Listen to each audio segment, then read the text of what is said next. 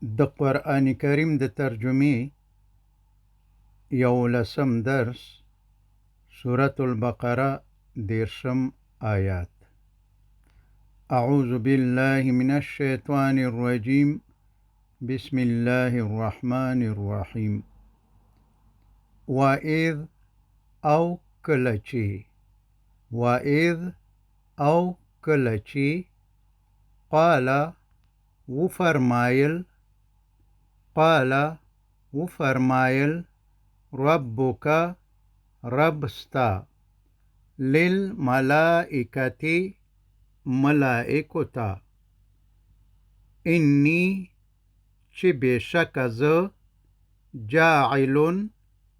پیدا کون که یم فی الارض پزمکه کی خلیفه د یو خلیفه. قالو اغوی وویلی یعنی ملائکو وویلی اتجعلو آیا ته پیدا کوي فیها په هغې کې یعنی په ځمکه کې من هغه څوک یفسدو چې فساد به کوي فیها په هغې کې یعنی په ځمکه کې ویسفکو او تویوي به الدماء ویني و حال دا چې نحنو مونږ نسبحو تسبیح وایو بحمدک ستا د حمد سره ونقدس لک او ستا پاکوالی بیانوو. قال هغه جل جلاله فرمایل انی بیشک ز اعلمو پوهیگم ما په هغه څه لا تعلمون چې نه پوهیږئ تاسو. د ملائکو مطلب اعتراض کول نه وو بلکې په دې حقیقت او حکمت پوهیدل غوښتل چې که د انسان د پیدا کېدلو مقصد عبادت کول وي نو مونږ خو هر وخت د الله تعالی عبادت کوو او د فساد کولو خطر هم په مونږ کې نشته دی او نه د الله تعالی نافرمانی کوو. یعنی د عبادت دپاره خو مونږ موجود یو خو اکثره انسانان په عوض د دې چې د الله تعالی عبادت وکړي برعکس د الله تعالی نافرمانی او په ځمکه کې فساد کوي. وعلم او الله تعالی وروخودل آدم علیه السلام ته الاسماء نمونه کلها د ټولو شیانو ثم بیایی عرضوهم وړاندې کړل دغه نمونه علی الملائکتی ملائکو ته فقال نو فرمایل هغه جل جلاله انبئونی ما ته ووایئ باسماء نمونه هؤلاء د دې شیانو ان که کنتم یی تاسو صادقین رښتینی. قالو هغوی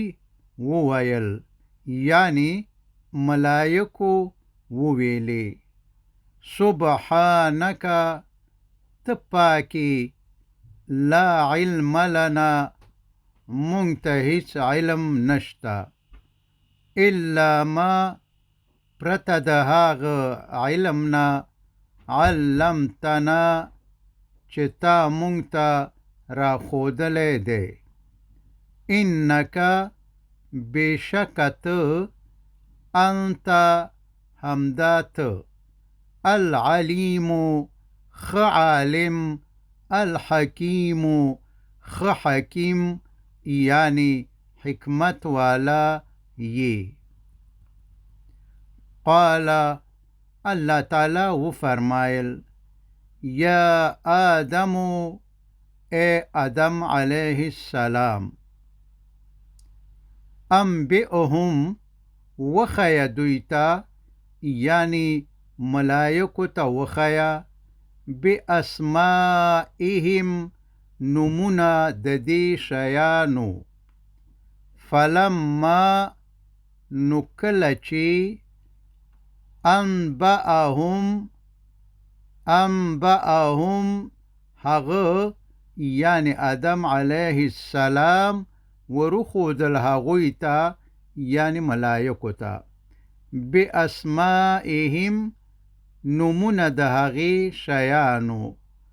قال الله تعالی وفرمایل الم اقل آیا ما نو ویلی لکم تاسو ته انی بېشک زه اعلمو پوهیږم غیبه په پټو شیانو السماوات د اسمانونو والارض او د ځمکې واعلمو او پوهیږم زه ما په هغه څه تبدون چې تاسو یې ښکاره کوئ وما او په هغه څه کنتم چې تاسو یې تکتمون پټوئ یعنی په زړونو کې پټوئ وَإِذْ او کله چې قلنا وویل مونږ وویل مونږ للملائکتی ملائکو ته اسجدو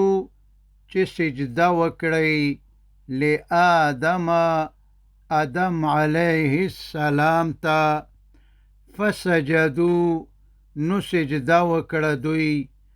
الا پرته د ابلیس د ابلیس نه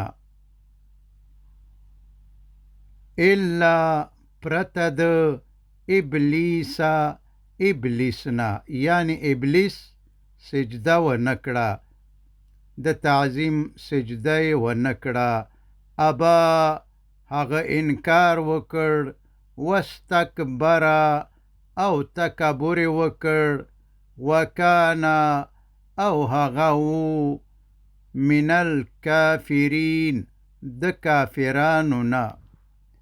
وصلى الله تعالى على خير خلقه محمد وآله وأصحابه أجمعين